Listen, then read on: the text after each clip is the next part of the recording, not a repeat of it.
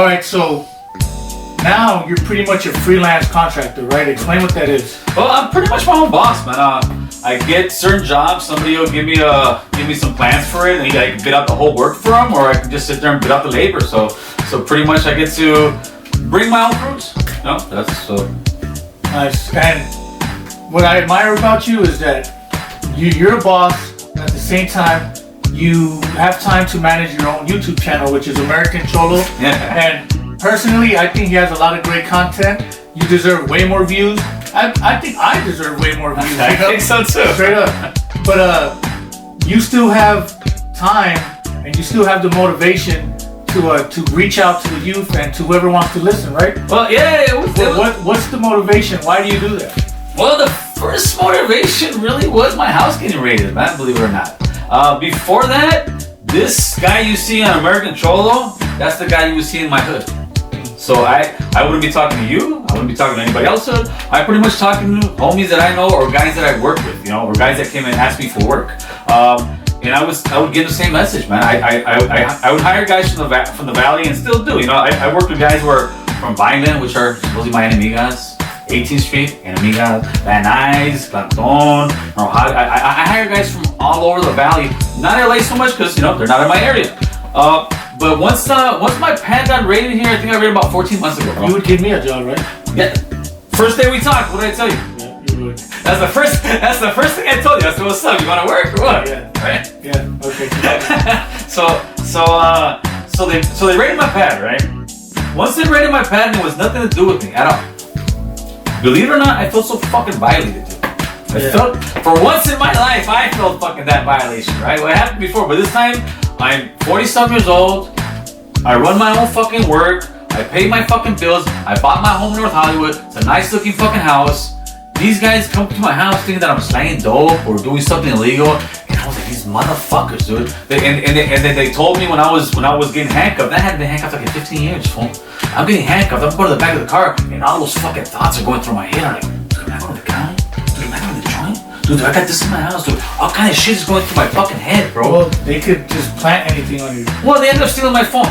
They did. They stole my shit. I made a video, but I mean, they plain and simply, they stole my shit. They thought I was going to go to jail, and 2 hours after that happened, I went back to the police station talking shit. Where's my fucking phone? Well, once all that happened, I said, fuck this, dude. I told my wife, you know what, fuck this, dude. I'm gonna make a YouTube channel. I said, I'm gonna wait to see what's going on with this court shit. I said, if these motherfuckers wanna know who I am, next time I get pulled over and they catch me with a strap or they catch me with dope, after watching my videos, you know, I don't need that, dude. I ain't living that life. I'm living the pretty much regular American life. That's why I say American Cholo. Yeah. So once that violation happened to me, pretty much I said, fuck it. You cops wanna know who I am? Here you go. But while I'm letting you know who I am, I'm trying to teach other younger guys not to make the same fucking mistakes, not to go through that same fucking tunnel, homeboy. It's like this, and I said it on another video. There's a tunnel, right, Carnal? There's a tunnel. I went to that whole tunnel. Alright? The tunnel was from 89 to 99. It was a whole gang banging year, and motherfuckers were getting killed, homeboy.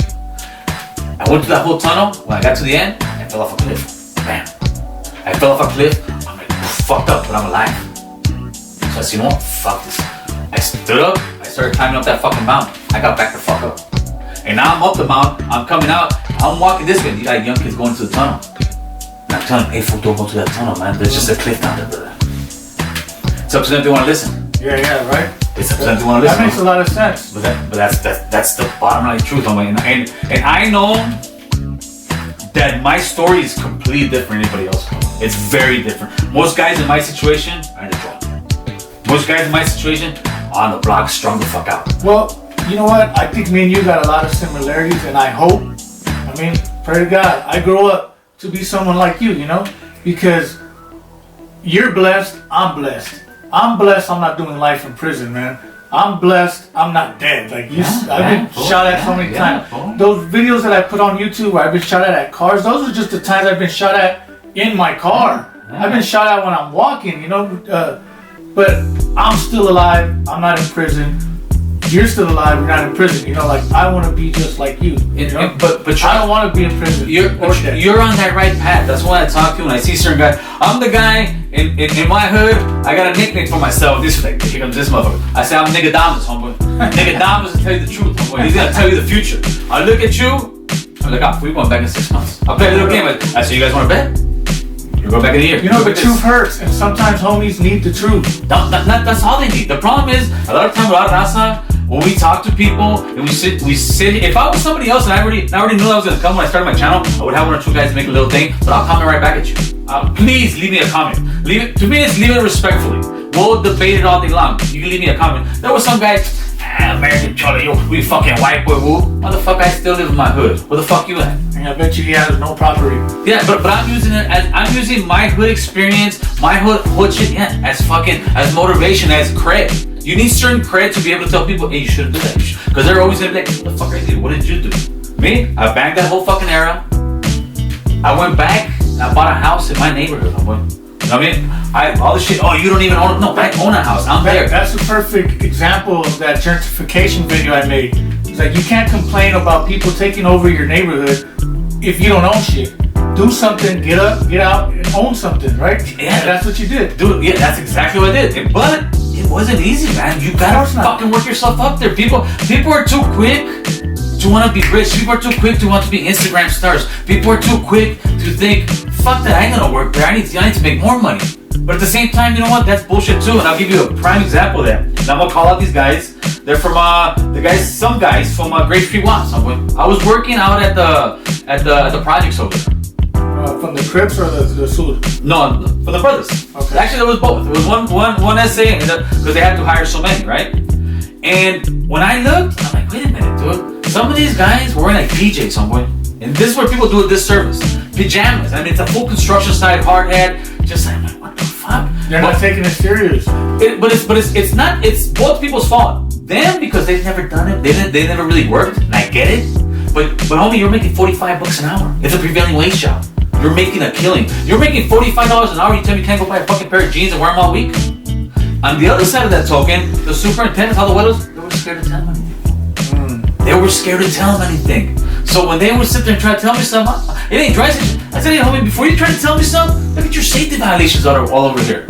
Because to me, it wasn't about trying to say anything bad about them. It's you're not doing them a service to try to sit there, and not just black people. I'm just saying us too. That's the example I'm giving. If we don't sit there and really get the reality of what this shit's gonna bring, what it entails, the reality that all it do is gonna destroy your life, homie. And I'm not sitting here with a fucking Biblia saying, que Dios te quiere. I ain't with that, homie. I'm sitting here talking with the real gangbang shit. It's gonna destroy your life, homie. And I'm just trying to help you falling off that fucking cliff, man. Well, one thing for sure, I'm glad you're on my fucking on my podcast. One thing that I plan on doing, I seen there's an older homie named Dubs V. You know? Oh, I saw him. Yeah. He's got a couple good little videos. I think the guy did a long stretch. He's out here putting out a nice little positive message, man. Yeah. Shout out to Dubs V. You should go subscribe to him. That's right, brother. And also, I've been trying to get at the homie Kneel To Zod, but nothing yet. But soon, I'm pretty sure. Yeah. Good luck reaching out to that guy. Homie. Good luck reaching out to that guy. What do you mean? Kneel To Zod. He's I don't know. I try to figure the guy out. Listen, brother. I tried reaching out to that guy maybe a couple months ago. I think maybe that's the time I reached out to you. When I reached out to you on your thing, I text you. How long did you were talking on the phone? An hour. Right off the back, right? Hey, homie, what's up? Who are you? Like we're doing it. We're sureños, we're valleros, we're whatever we are, right? I'm from West LA, but yeah, you know what I mean. So this guy, I hit him up. Nothing. But back then, he only had like 2,000 subscribers. His channel's fairly new. I didn't know how YouTube worked. Right? 3 weeks later, he said something about a shout out. I hit him up again. I still didn't know how YouTube worked. You know, nothing. Finally, that's I think around the time I saw you. That's when I hit you up. We were talking like this. It's not, and that's not hard. And that's when I kind of started seeing when the comments came in, when this came in. And then I started seeing the guy, you know, at that time, I was a fan. I'm not gonna lie, I was a fan. I'm watching the show, I'm like, oh, you know, that's good shit, this and that. I ain't gonna lie, I hit him up before too. And yeah, he's like wrote back, but we've never set nothing up or anything. I gave him my email, so he could email me, and we could get something going. But that's how you got at me, right? Through my email. Yeah, I got at you. Yeah, he never got at me, you know, like. Just hey. No, but it just gets at that point. It's still alright. It gets a little bit deeper now. So So what happens is, you know, he comes out, he give a shout out, this and that. I hit him up again, nothing. I'm like, huh, that's it. But I'm still not even, I'm not tripping on it. There's no big deal. You know, this guy's maybe just a private guy, doesn't want to talk, whatever, dude. But I thought I had the right to sit there and talk on your thread. I talk on your thread, I leave comments, I'm never disrespectful. I'm on YouTube. Before I started this, I used to go on YouTube. I'll find a topic, which is politics, which could be crime, which could be gang, and I'm gonna fucking sit there and talk. And if somebody starts getting disrespectful, I'm gone. I'm just there for the fucking conversation. Yeah. Keep it peaceful. So, keep respectful. So I'm on one of his threads, and it was a long thread, and it was people going back and forth, and finally he jumps on the thread, and he tells me something like, hey, why are you over here? Why don't you start your own channel? I'll sub to it. I was like, what the fuck? In my head, I'm like, fool, you already know I've been started this. I was trying to get you to try to spread the message that this gangbang is just bullshit. The same shit I'm talking to you here. That's the only message I'm trying to spread. Well, we talked back and forth. I said, listen, man, if you ever want to go on my channel, by all means, as long as you respect homie, no problem. You know, after that, we pretty much cut our ties, and that was it. I was still okay with it. Then I keep hearing the guy talking about how he's for the raza, how he's for this and that. I'm like, wait a minute. You know how you do YouTube and your recommendations will pop up? Yeah. I see this guy did a interview with Herc, which I watched it all. He did an interview with E. Capone. He did an interview with G-Lu. And I don't know what else he did. One thing you will notice in all those things, he does not talk about raza or do raza unless they have more subscribers soon. What's that tell me? That tell me this was just trying to get his money, just trying to do his thing. I'm like, come on, homie, you're supposed to be one of us. Where's the love, carnal? You do it with the brother who has 200 subscribers? And it ain't even about the subscribers. It ain't even about that. It's about spreading the message of how we can get ahead from this gangbang shit. How it can really fucking start. To me, it's a movement, homie. To me, it's the first time in our gang life that we actually have a fucking place to make a forum, to talk to younger raza, to talk to brothers, to talk to people in the inner city, and tell them, hey, we gotta pump our brakes, man. We're sitting here killing each other, fool, when the money's over here. This is what I'm just saying. And I don't know if it's the white man, I don't know if it's the man, I don't know what it is. That's what they're doing. They're like, hey, here, pendejos, fight for this. Buy that house, get this car, do That's this. the truth. That's what they're doing, fool. Yeah. That's what they're doing. So what upsets me about this guy is that he talks all kind of shit about the raza, this and that, but he's nowhere to be found. But then, I realized it all once I started seeing his interviews. I started seeing his interviews coming in for E. Capone, from Big Herc, and they just didn't make any sense, fool. They just didn't make any sense. What do you mean? The gang stories he has, the stuff that he's talking about. I'm 4 years older than that guy. I'm from the same area, homie. The same area. His timeline is out of whack. He lies, and I'll say it's not unless maybe he just misspoke. You know, one thing I will say, anything that I'm saying right now, if I'm proven wrong, I will apologize. I'll be man enough to sit there and say, you know what, homie, I made a mistake. I apologize. I'm pretty sure a lot of people are gonna see this, and a lot of people will get your point of view, but a lot of people will call that hating. You know? What do you think?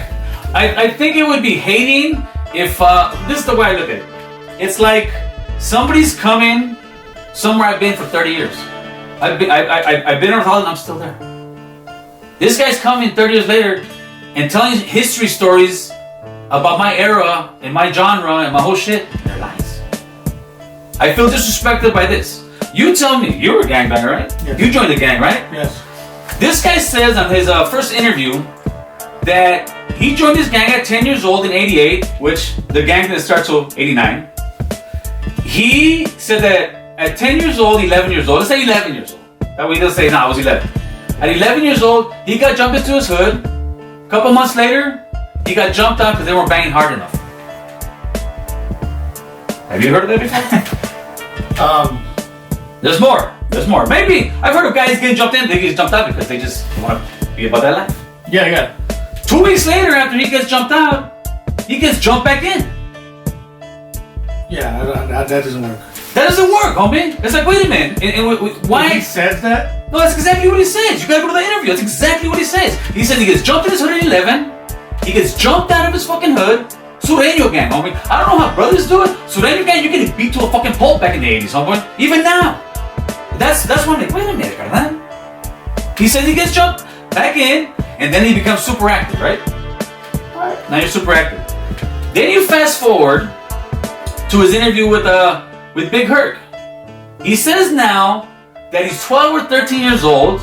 He lives in Burbank when there was no gangs in Burbank, which is full of shit, because in Burbank in the 90s, there were Hollywood Boys, Playboys, Elmwood, Burbank 13, Avenues, Westside Loco, Evergreen, Tunerville, and a couple more than that. Armenian Power? It was active as fuck. Burbank in the 90s was active as fuck. He said he moved to Burbank in the 90s, and he's a skater now. He dresses like a skater, he has a patin, and he listens to punk music. How are you gonna go? Okay, continue. How are you gonna go from 11 years old to 13 or 14, and now you're a skater? When I see stuff like this, you know why it upsets me? Because it reminds me of these older homies running games with these young guys about being Mr. Gangsters. Homie, you weren't around at that time. I was there. And for you to sit here now and talk about the code and talk about this and that, there ain't no code. That code's fake, homeboy. The real world is out here, carnal. And hopefully that guy realizes and stops lying to these fuck. To me, it's like he lies to these fucking kids and fucking les lava el coco with. And it's fucking wrong. And if he wants to prove me wrong, he wants to say he's about that raza, he'll do an interview with you. Simple as that. To me, it ain't no disrespect. You want to keep it 113%, carnal? Let's keep it 113%. With me, what you see is what you get. But if somebody's gonna sit here and tell me some fucking lies, I was there. It's not like I'm making it up that I live somewhere. No, I was there in those eras. I still live here, fool. It's like somebody coming from your generation and telling you in 2000, whenever you joined your hood, oh, he was in there in 99. You're like, man, you guys weren't even around. What the fuck are you talking about? Yeah. Now, imagine this in a joint sense. Imagine you've been in the joint, so let's go to a different yard now, right? Well, I'm pretty sure he's been in prison, right? Yeah. So he talks a good one, and I believe him. You know, he's as a Sureño. Of course, I'm sure. He seems solid. Yeah, of course, yes. But the street life that he's talking about, okay, it's pretty much all made up, fool. At least all his stuff from 88 to about 95, like, and it to me like, why do you gotta lie about it? How old are you? I'll be 44 in a week, homeboy. 44 years old. So as a 44-year-old former gangbanger to the position that you are now, please explain to the youngsters out there, and look, straight up, the reason I made this podcast is because I know people out there have dreams, desires, goals, all that. You know, if you're 41, 31, 51, and you see yourself gangbanging forever, this ain't for you. What are you still doing watching this? Pretty much. Right? So for those who are really listening, what message do you got for the youth to think outside the box and get something done with themselves? Yeah, it's like this, brother, man. To try to get out of that rut, you gotta first mentally do it, because the hood is a mental thing. And I've kind of proven that by living where I live, so close to it still. Before, when I wasn't mentally strong enough, it would suck me back in. You know, it just sucks you back in. Mm-hmm. And the way you gotta get out of that is you gotta work. Believe it or not, to me, the key is work. Because once you start working, you start putting a little money in your pocket. It takes a little bit of stress off your fucking life. It takes you off the streets. It keeps you occupied from fucking having too much free time. What happens is we have too much free time and we start fucking it off. And then once you build that much responsibility, building credit and all that, you know what really matters. Like, you'll slowly depart, right? That's how I'm doing it. Well, I mean, I kind of just fucking cut the cord and fucking was still there, but I departed. But for most people, yeah, I see that. It takes a little while, but it comes down to your kids. Well, your priorities just come down to, it's just different. Priorities, yeah, as gang members, we have no priorities. Our shit's all fucked up. Our shit's we're gonna be high, or we're gonna keep with the homies, or we're gonna go bang in this fool, or we're just gonna do something that's gonna just put us in jail or put us backwards in our pocket. Or whatever. Those priorities are fucked up. But even people who are regular, dude, they got their priorities fucked up too, man. When I got out in '99, I knew off the back, my old lady was on Section 8 for I was there with her for maybe 6 months, and they had to come search the apartment, right, to do their fucking checkup, and I had to hide my clothes, and I was like, you know what?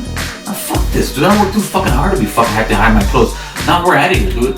Within 6 months later, we got our own apartment. That was our first apartment. She was a little fearful because she's at Section 8, we're gonna lose it. In my mindset, I already got my mindset up. Dude, I'm not going back. People didn't realize that. I already knew, dude, I am not going back. Fuck that life. Fuck that life. Plain and simple. We got a 2-bedroom apartment. Now each one of the kids has things. I still got my OG. I still have a beater car, dude. We do that for another 3 or 4 years. Boom. We hop into a house. I still got my old fucking Jeep. I still got the car. We start fucking, we're in the house, and we get a new car. Our new car was like a 2001 Honda. It wasn't a new fucking car, but it was new to us. And then we got a Tahoe. We kind of upgrade a little bit. After that, we were there for another 4 or 5 years. It took about 13 years for me to eventually have enough. 6 years. Yeah, like anything, homie. That gives me hope.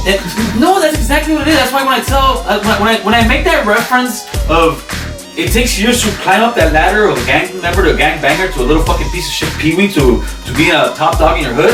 You don't do it overnight. When you put on all those pounds, you don't do it overnight. All that takes hard work to sit there and break at it. But the problem is, a lot of us, especially in your guys' generation now, like so much media, they see Kardashians, they see this guy with money, they see this one balling out. A lot of it's all smoke and mirrors, homie. A lot of it's fucking lies, man. Of course. And it's not, there's no secret to it. It's just hard work. It's hard work. It's being responsible. But the problem is with guys, it's different guys. Guys who just come straight out of jail, they've got that mentality that I'm gonna take your shit. I'm gonna do this and that. That's another thing I get into on one of my shit. I say, these guys come out of prison, they're always talking about respect. They're always, okay, right? That's the big phrase you hear out of people in prison. What's it about? It's about respect. It's about respect, right? But that ain't real respect. That's respect on fear. The only reason you're not fucking banging on this fool because you might get fucking calentada because you don't got the okay to bang on this fool. It's not. You're talking about in prison. I'm talking about in prison. But if they brought out that real respect out into the real world, you're not gonna rob this guy's grandma. You're not gonna rob this guy's house. You're not gonna shoot this guy. You're not gonna do that. But like I said, that's only fear-based respect. Out here, they lose their respect and it's back to the same old fucking drawing board. They come out, nah, I'm gonna stay. But what are you doing different? If you're doing the same old shit and expecting a fucking different outcome, good luck, homie. Sorry about your luck. It's not gonna happen. It's about hard work. It's about fucking commitment. And it's about, at the end of the day, most of us have kids. Well, yeah. No, they do. Most of us have kids. Even homies that are dirtbags, they have kids. Straight up. Yeah, they're the amigo dads. All of us have kids, and the only way we're gonna break this thing, the only way we're gonna get up is by working hard, taking care of our kids. The American dream is this, George. And it's never changed. The American dream is this. Your kids have a better future than you. Exactly. And their kids have a better future than them. And so on and so on. These white boys who got all this money, these Jews have all this money, the Asian but they educate themselves on how to manage money, how to like if I would have got killed the day that I put on my YouTube video when my girl was 2 months pregnant, what the fuck will my kid have? Who knows? I'm just barely now establishing something to give him. Yeah, but I know what you mean. But that's we as men need to stand up and guys, especially guys coming out of prison. Guys coming out of prison are like 25. To me, it's like always you're maxing out why you're a little bit mature. Those guys are the guys that need to sit there and pump their brakes and like, all right, dude, I put enough work in already. I don't need to put any more work. I don't need to be around the hood. You want the big excuse? You want the big parachute to get out the hood? Here it is. Here's your parachute. Get the fuck out. And they could, but the problem is, explain to them because I know from experience. Like I was like 26, 27, and I would go to the hood. And I'll see all the little homies out there like, oh, we got potential right now. Because this is how it is in the gangs. It dies out for 2-3 years, and then a couple solid homies get out, and the hood is active again. You know, and then I'm out there again. Then it dies down, and it's whack again, and then so on. It's a pattern. But every single time that would happen, and we have potential to take it to the next step, I'm older and I'm looking at these young guys and I'm like, what am I doing? What am I doing next to a 14-year-old? Yeah, brother. We have nothing brother. in common. Yeah, brother. I am not going to teach this guy the ropes. Yeah, brother. No. Yeah. And if I do teach him, he's not going to listen. Like I said, it's sad and it's fucked up, but those guys are so young right now that it's very difficult to fucking to reach them. The only way you're gonna reach those guys if you put them in some kind of boot camp and they're there and you're on them constantly, hit them. A guy your age is finally waking up that hey, you start maturing, you start becoming an adult, and you don't think the same way. You can't be a 27-year-old kicking on the corner, living at your mama's house. I'm gonna kick with the homies. Driving a fucking Cadillac. You know, like a fucking ridiculous, boy. That's what I was. That's what it is. And honestly, I was ridiculous. Yeah. But that's what I see guys like, look at this motherfucker. And I got homies like that too, fool. But I'm like, all right. But I'm that guy that at the end, I'm that one little small piece of the puzzle that's been through that shit. And nah, dude, we're destroying ourselves. We're in America, brother. That's why it's American Cholo. We're in America, man. And the sooner we realize that, the better our fucking lives will be for all of us. All right, let's make this clear for the guys out there, for the youth, to the youngsters. Just because the homie's preaching positive stuff, just because I'm trying to send out a positive message, I'm not telling you guys to go snitch and be a PC or none of that. No. It's okay to still have respect and love for your neighborhood. Of course. But there comes a time where you just gotta man the fuck up. And that's all we're trying to do is have you guys thinking outside the box and fucking go. Yeah, dude, get it. There's a big world. Yeah, it ain't snitching that. If you're young and you haven't got into it, don't get into it. At all. Plain and simple, don't get into it. There ain't no glamour, there ain't no fucking, you're gonna get to the top and so you're gonna get to the top and you're gonna slap the bars and that's it, homeboy. Throw the book at you. Yeah, that's it, brother. There ain't no glamour, and if you actually eventually are lucky enough to be mature enough to be out, get the fuck out of the game, man. Because that ain't the real game. The game's out here. In there you're hustling, in there you're fucking trying to survive. It's the same shit out here, but if we only use that same energy, okay, when you get busted, if you're in the joint and you ain't gotta hustle, and you got nobody sending you food or anything, you're living broke, homie. You're living off state food, right? Guess what? Out here in the streets, if you're hustling and you ain't working, you're living broke, homie. You're living off state food. It's the hustle, carnal. But out here, we have the opportunity to fucking keep it going. Guys out here get out too, and they want to start slanging dope. They want to make a little quick money. All right, you're gonna make money for fucking 6 months to a year, and then you're gonna go back and do a 5-year bid. Homeboy, do the math. You're losing money again, carnal. You're coming out negative, and eventually, you're gonna be an old man. I see homies, 30 years old, and you're gonna be so and so. You know one thing that used to get under my skin? Well, not under my skin, but I'll just observe and I'll be like, oh hell no.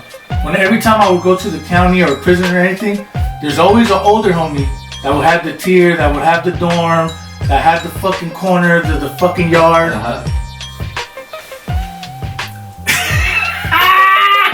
You know, they talk a good one, but as soon as they're released, they're fucking tecatos, you know? Yeah. So, a lot of them are drug addicts, homeboy. I would tell myself, like, man, I can't be 42 years old, 39 years old, and be in this guy's position, you know? One of the eye-openers on mine, it's funny you bring that up. I was like 21 years old. I'm in the county, and there's like a six fucking bed, whatever. And then this older guy comes in, I'm about to get, hey, age before beauty, homie, whatever, get your money, get your money, fucking OG, gets his thing, and then he's in there, he's talking to some other guy next to his cell. Hey, homie, why, hey, so I had a good live going on, I was making money, doing, I'm thinking, oh man, here's the secret you find, you think you're trying to catch game, man, I was fucking this little swan, dude, I'm thinking, alright, when I get out, I'm gonna do this. Hey, he's telling the story for a while, man, I'm still here hustling.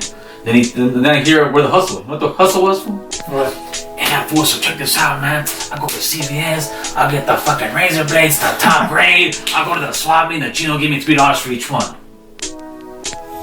I was like, I didn't say it to him, obviously, but I'm like, yeah. Motherfucker, you did all this for like $80-$60? This is the hustle? This guy's 40-something years old. He must have been like, probably about my age.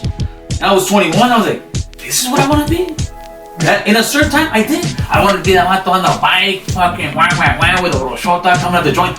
We thought that was the greatest, but the thing was, we didn't know any better. That's one thing I will say. we did not know any better. We were just still learning. We just migrated to the United States. We just had families coming in here, and that's even the black communities that were coming from the South. We were just learning. But now we're in 2019, homie. We've had 30, 40 years of this, guys. How much more death do we need? How much more lives destroyed? How many more fathers in prison? How many more kids without fathers? So it's like it's time to fucking say, hey, call it quits, homie. That gangbang shit, It's done. it's done. Well, like I said earlier, if you look at the statistics and all of that, LA gangbanging is not the capital of murders anymore. It's not the state of murders like it once was. So why are we doing this? I think it's because, like Chicago, I think is real high, and other places because they're actually behind the ball in gangbanging. So their gangbanging era in reality is probably more like our late 90s, early 2000s. And they're not on crystal meth. No, from what I'm hearing, everybody's on meth. Over there? I'm hearing everybody's on meth. All of the United States. Everybody. I got guys from Australia. I got guys from South Africa. I got guys from all over telling me everybody's on meth.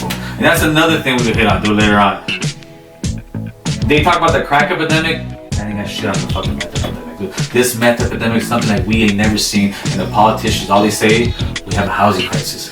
Look, when I first started going to the county prison, all of that, when I get there, homies would be respectful. You know, the doors open. Zzz. Hey, let me help you out, homie. Come here. Let me get your roll. Hey, which is your bed? Okay, they'll take you. Go. Make sure you go wash your hands, homie. Shh. Okay, because we just got searched and all of that. Yeah. Now, last time I went in there, as soon as I walk in, well, you got some club? You got some club? You got some club? Any of you guys got some club? Like, bro, you didn't even ask me where I'm from or if I'm a homie. Yeah. No. They need that fix, fool. They need that fix. That's everywhere. Fool. You got grannies, you got grandfathers, you got regular people. That one cat from KTLA News, the Channel 5 anchor guy, just fucking OD'd on meth. That was like 2-3 weeks ago. But everybody's doing it. And as long as people don't talk about it or educate themselves, like when I see little homies and I say, fool, you get high? That's the first thing I ask. You get high? You pretty much yeah, you all get high. So put the nail in the coffin and just let them know something. Listen, brother. I've been here. I've done that. I've been through that fucking rough life. I've been where I was ready to die for my neighborhood. I've been where I was fucking ready to kill for my neighborhood, do life for my neighborhood. And all that got me was misery, destruction, a bunch of dead friends, and a bunch of fucking problems. But at the same time, on the other side of the token, I fucking hit the brakes, did a 180, said fuck this, got my life together. I own my own home, I own my own vehicles, I got my own business, I got beautiful kids, I got fucking 3 beautiful grandkids, man. I am living the American dream. So if a motherfucker like me can get the American dream, so can you, kid. That's what it is, homeboy. Hey, thank you. Alright, brother, thank you. Hey, I hope you guys enjoyed. Make sure you guys comment, like, and subscribe. And make sure you follow the homie, American Cholo. He needs more views and he needs more subscribers, man. Thank you. Alright, brother. Thank you, George.